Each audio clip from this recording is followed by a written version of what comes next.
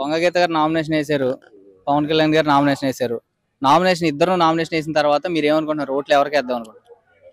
జనసేనకి. జనసేనకి. ఎందుకు జనసేనకి? అంటే గతంలో పాలించలేదు, ఏ అధికార పదవులు లేవు పవన్ కళ్యాణ్ గారు. పదవులు ఎక్కలద్దు, మొత్తం అంతా కలిపి చేసేదంతా ఆయనే, మొత్తం అంతా చేసేదంతా ఆయనే.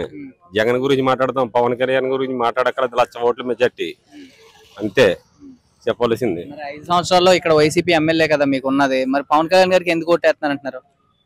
ఎవరికి? 5 సంవత్సరాల్లో ఉన్నది ఇక్కడ వైసీపీ ఎమ్మెల్యే, ఇప్పుడు పవన్ కళ్యాణ్ గారికి ఓటేసి గెలిపించాలంటున్నారు. ఎందుకని పవన్ కళ్యాణ్ గారికి వేస్తున్నాం మేము ఓటు.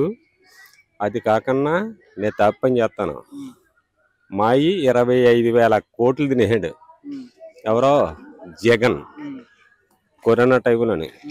నేనేమి కదా టాపి మేతల చేత కాదు, ఎవరి చేత నేను వేయించిన ఎయ్యి నిబంధన కూడానే. టాపి మేతలు ఎవరు కూడా ఎయ్యకూడదు ఆయనకి. మనం 18 లక్షల జనం, 18 లక్షల జనం కూడా ఎవరు వెయ్యొద్దు. అది చెప్పేది. అంటే మీకోసం ప్రొటెస్ట్ చేశారు పవన్ కళ్యాణ్ గారు అప్పుడు, ఫస్ట్ ఇసుక కొరత గానీ ఇలాగ కార్మికులు ఇబ్బంది పడుతున్నారని.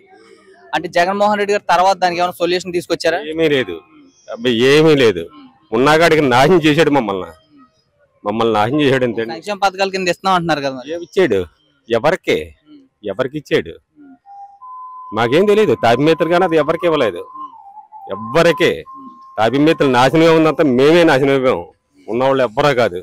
ఈ పిఠాపురం నియోజకవర్గం 5 సంవత్సరాల్లో డెవలప్మెంట్ ఎలా ఉంది? రోడ్లు కానీ ఇవన్నీ ఎలా ఉన్నాయి? రోడ్లు వస్తే రోడ్లు అయితే చాలా బాగున్నాయి. మళ్ళీ ఈ సంవత్సరం కూడా వస్తే మాత్రం వెళ్ళక్కలద్దు, రోడ్లలో ఉంటా ఏమి వెళ్ళక్కలద్దు. ఇప్పటికే సగం నాశనం అయిపోయి ఉన్నాయి. అంటే ఏదో పెన్షన్ ఇస్తున్నాం, అవి ఇస్తున్నాం, లేదా సంక్షేమం ఇస్తున్నాం, ఇలాగ వృద్ధులకు పెన్షన్ ఇస్తున్నాం, ఇవన్నీ ఇస్తున్నాం కాబట్టి ఇంటికి వెళ్ళి ఇస్తున్నాం, రేషన్ ఇలాంటివన్నీ అంటున్నారు కదా, ఓట్లు పడతాయి అంటున్నారు. ఎవరితో రేసను? నరేంద్ర మోడీ ఇస్తున్నట్టు రేసను. తెలుగుదేశం అయ్యమ్మలో బ్రహ్మాండంగా వచ్చేది రేసను. ఈ అయ్యమ్మలో నరేంద్ర మోడీ ఒక్కటే మాత్రం రేసను. ఆ రేషన్ కూడా మా డైరెక్ట్ మా దగ్గరికి కాదు, మా దగ్గరికి ఎవరో వస్తలేదు.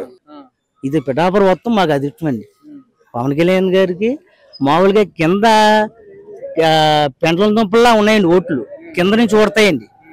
పెంటలం భూమిలో ఎలా ఉంటుంది, పెంటలం అడుగు నుంచి ఊరిపోద్దండి, అలా ఉన్నాయి ఓట్లు.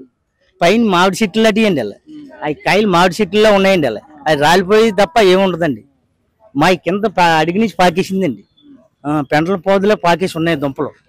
సంక్షేమ పథకాలు ఇస్తున్నాం, అవతాతలకు ఇంటికి వెళ్ళి పెన్షన్ ఇస్తున్నాం అని చెప్తున్నారు, అందువల్ల ఓట్లు పడతాయి అంటున్నారు. ఎక్కడ ఒక గుంట కూడా కూర్చలేదండి, తట్టడు మట్టి వేయలేదండి. సంక్షేమ పథకాలు ఇస్తున్నారు కదా, అభివృద్ధి అందుకే జరగలేదు ఇస్తున్నారండి. సంక్షేమ పథకాలు వాళ్ళకి ఏ వేసేస్తున్నారంటే, ఓ పక్కన ఇస్తాం, ఓ పక్కన తీసుకుంటాం.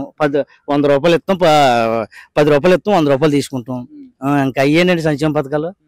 ఇప్పుడు 5 సంవత్సరాల్లో ఎంత అభివృద్ధి చెందింది? అభివృద్ధి లేదండి. డబ్బులు వేస్తాం, అమ్మఒడని బాబుడని ఇది తప్ప ఏమీ లేదండి. ఇప్పుడు నిత్యావసరతులు ఆకాశానికి వెళ్ళిపోయండి. వెళ్ళిపోతే ఇంకెవరండి సామాన్యులు ఏమైపోతున్నాడండి? ఇప్పుడు పెట్రోల్ ఉంది, గ్యాస్ ఉంది, వంట సరుకులు ఉన్నాయి, ఇవన్నీ కూడా ఆకాశానికి వెళ్ళిపోయండి. ఇంకెక్కడ భరించామండి? గతంలో ఆయన పాదయాత్ర చేసినప్పుడు పూర్తిగా రేట్లన్నీ తగ్గిస్తాను, బాధుడు అని చెప్పి అన్నారు. ఎంత తగ్గించారు? అన్నాడండి, తగ్గించాడు, బాగా తగ్గించాడండి, బాగా పెంచేసాడండి. మామూలు బాధుడే పొలవమని బాదుకుంటూ పోయాడండి, ఏమీ తగ్గించలేదండి. కరెంట్ బిల్ ఎలా ఉండే గతంలో? ఇప్పుడు ఎంత ఉండేయండి? గతంలో 2 నెలలకి 200 వచ్చేయండి. ఇప్పుడు 2 నెలలకి 1000 రూపాయలు వచ్చేస్తుందండి. ఇప్పుడు 2 నెలలకి 1000 రూపాయలు. అప్పుడు 2 నెలలకి 200 వచ్చేదండి, ఇప్పుడు నెలకి 1000 రూపాయలు వచ్చేస్తుందండి. పెట్రోల్ డీజిల్ రేట్లు ఎలా ఉండే? అప్పుడు ఎంతండి? 70, 80. ఇప్పుడేమో 112, 120. పూర్తిగా తగ్గిస్తాను, 200 యూనిట్లు కరెంట్ ఫ్రీ అన్నారు కదా, అంటే మీరందరూ ఎందుకు సైలెంట్ గా ఉన్నారు మరి ఇన్ని రోజులు? ఏమీ లేదండి, సైలెంట్ గా ఉన్నది. ఇప్పుడు ఏంటంటే కూటమి వస్తుందని అలా చూస్తున్నామండి. ఇప్పుడు ఇన్నాళ్ళకి కూటమి రెడీ అయిందండి. ఈ పిఠాపురంలో పవన్ కళ్యాణ్ గారు, అక్కడ కుప్పంలో చంద్రబాబు లాగా అలా పాచిపోతాడు, పిఠాపురం చేస్తాడండి. నామినేషన్ చూసారు కదండి, నిన్న ఒక రకంగా ఉంది. ఊరెత్తించేసారండి మొత్తం, ఒక బైపాస్ ఇడిపోయింది టోల్గేట్. మీరు చూసి ఉంటారు, ఒక రకంగా జరిగింది నిన్న. వంగగీత గారికి ఏముందండి, పక్కన వాళ్ళు వచ్చారు. ఇది అలా కాదండి, ఊరెత్తించేసారు శుభ్రంగానే. ఒక రకంగా ఉందండి, ఎక్కడెక్కడో నుంచి వచ్చారండి నిన్న. పిఠాపురం ప్రజలు ఎలా స్వచ్ఛందంగా అంతమంది రావడం ఎప్పుడైనా చూసారా ఒక ఎమ్మెల్యేకి? ఇప్పుడు దాకా ఎప్పుడు చూడలేదండి, మన పుట్టి పెరిగాం గానీ ఇప్పుడు దాకా అంత జనం ఇంకెక్కడో చూడలేదు అస్సలు. ఎలా ఉండబోతుంది ఇక్కడ? పవన్ కళ్యాణ్ గారు గెలుస్తారంటారా? గతంలో చూసుకుంటే 2019లో భీమవరంలో గాజువాకలో ఓడించారు కదా, అవన్నీ ఓడించారండి. వాళ్ళకి పవన్ కళ్యాణ్ గురించి పూర్తిగా తెలియదు లేదు ఇప్పుడు వరకుని. ఇప్పుడు మాకు పిఠాపురం మాకు ఒక అవకాశం ఇచ్చారు ఆయన. ఇప్పుడు మాత్రం 1,00,000 మెజార్టీ పైన వస్తుందండి. అంటే గతంలో ఇలా 2019లో అయితే డబ్బులు వెదజల్లి ఓట్లు కొన్నారు, ఆయన ఓడించారు. ఆయన యాక్చువల్లీ గెలిచేవాళ్ళే కానీ ఓడించారు. ఈసారి కూడా ఇలా డబ్బులు వెదజల్లుతారు లాస్ట్ మూమెంట్ లో, ఎలక్షన్ ఇంకా 2 రోజులు ఉందనగా. అప్పుడు ఎలా ఉండబోతుంది సార్? ఇంకోటి చెప్పనండి, ఇప్పుడు ప్రతి ఓటర్ కూడా డబ్బులు తీసుకుని ఓన్లీ గెలస్ కొట్టమన్న వాళ్ళే ప్రతి ఓటర్ కూడా.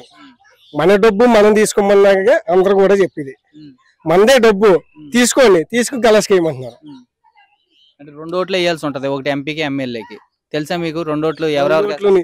మన ఉదయ్ శ్రీనివాస్ గారికి ఎంపీ, మన పవన్ కళ్యాణ్ గారు ఎమ్మెల్యే. 2 కూడా కంపల్సరీ ప్రతి ఒక్కరికి చెప్తున్నాం. ప్రతి ఒక్కరు కూడా 2 ఓట్లు పడతాయి మనకి. అంటే ఇలా గల్లీకో లీడర్ కాపు నాయకులను లేకపోతే ఆ సామాజిక వర్గం నాయకులను వైసీపీ తరఫున జగన్మోహన్ రెడ్డి గారు పంపించి అలా పవన్ కళ్యాణ్ కోట్లు వేయకండి లేదా జనసేన కోట్లు వేయకండి అని ప్రచారం చేస్తున్నారు కదా, ఎలా చూస్తారు అది? ఏమండి, ఇక్కడికి వచ్చి ఒకసారి చూస్తే ఎవరి మాట వింటారో వాళ్ళకే తెలుస్తుంది. ఎక్కడి నుంచి వచ్చిన మాట ఎలాగంటారండి? ఇప్పుడు అందరూ కడుపు మండిపోయి ఉన్నారు. ఇక్కడ మన నియోజకవర్గం అంతా కడుపు మండిపోయి ఉంది. చూసారా మీరు వచ్చే దారిలో రోడ్డు? అసలు ఆ రోడ్డు అయినా బాగుందండి. మేము నాది అటువంటి సంక్షేమ పథకాలు ఇచ్చారు కదా, రోడ్లు లేకపోయినా. పథకాలు ఎందుకండి బాబు? పథకాలు ఏం చేసుకుంటారండి? ఇప్పుడు మర్చిపోయారా జగన్ గారిని? అప్పుడే తీసుకుని పథకాలు తీసుకుని మర్చిపోయారు. ఇప్పుడు అదే మామూలు ఏదైనా అభివృద్ధి చేసి ఉంటే ఇలా ఏలెట్టుకుని అలా కాపాడండి, అది చూసుకుని అందరూ. ఇప్పుడు పథకాలు లేకుండా 5 సంవత్సరాల అభివృద్ధి ఏం జరిగింది అంటారు పిఠాపురం? ఏమీ జరగలేదండి. పిఠాపురం అభివృద్ధి పని ఎలా ఉండబోతుంది ఇక్కడ మరి? పవన్ కళ్యాణ్ గారు నిన్న చూడక్కర్లేదండి, ఇంకా దూడు పెద్దది, ఇంకా అలాంటి సమస్య ఏమి లేదు. నేను క్వశ్చన్ అడగముందే చెప్పాను, దుడిపెత్త ఇంకే క్వశ్చన్ లేదండి. ఇంకా పోతే ఉంటుంది, దుమ్మెత్తది అంటారు కదా, ఇంకా దున్నేస్తుంది పోతున్నాయి.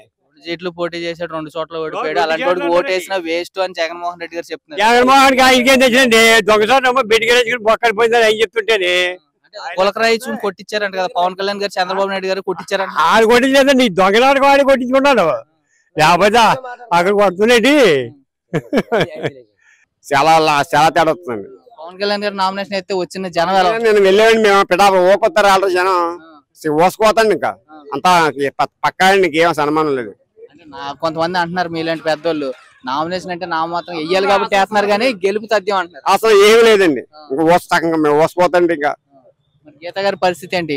గీత గారు మనకి అవదండి. గీత ఒకసారి చూసాం కదండి, 2 సార్లు చూసామండి, ఇంకేం అవదండి. అంటే ఓట్లకి డబ్బులు పంచుదాం ఇవన్నీ అనుకున్నారు. ఈ నిన్న నామినేషన్ సిచ్యువేషన్ చూసాక పంచే ప్రసక్తి ఉందా? ఏమో తెలియదండి, అది మనకు తెలియదండి. గతంలో చూసుకుంటే పవన్ కళ్యాణ్ ఇలాగే గాజువాకలో భీమవరంలో ఇలాగే చెప్పారు, ఓట్లు కొనేసాం మనకు ఓట్లు వేసారు. ఇప్పుడు ఈసారి కూడా అంతే పిఠాపురం ప్రజలు ఇక్కడ కొన్నా తీసుకోరండి, డబ్బులు తీసుకోండి. డబ్బులు తీసుకోండి. ఇప్పుడు ఎలా ఉంది?